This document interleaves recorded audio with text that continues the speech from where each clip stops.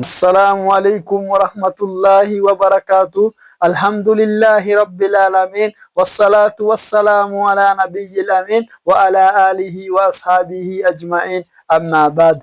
Siku 10 za Dhulhijja tunapaswa kushikamana na ibada wa aina zozote ambazo tunafaa kuwa tunafanya katika mchana huu wa Dhulhijja. Ya kwanza tunafaa kufunga, ya pili tunafaa kuzidisha swala za sunna na sala za faradhi, ya tatu ni kutoa sadaka, ya nne ni kufanya adhkar, kufanya adhkar kama vile kufanya istighfar, watahmid, watahlil, watakbir, na pia kuwafanyia wema wazazi wako, na pia kufanya suluhisho baina ya watu ambao wamekosana.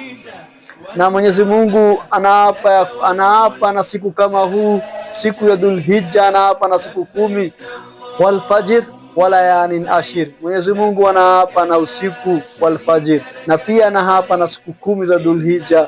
Basi siku kama huu ni siku bora, ni mchana bora katika mwaka mzima, katika mwezi huu wa Dhulhijja.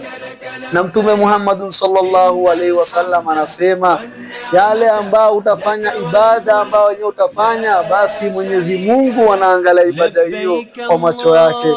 Ni kama ukifanya ibada mwaka mzima, yani ile unafanya siku moja Dhulhijja ni bora mbele yake Mwenyezi Mungu.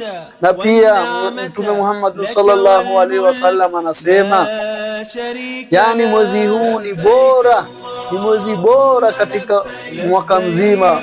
Na masahaba pia wakauliza, wala aljihadu fi sabilillah, na jihadi kwani si bora?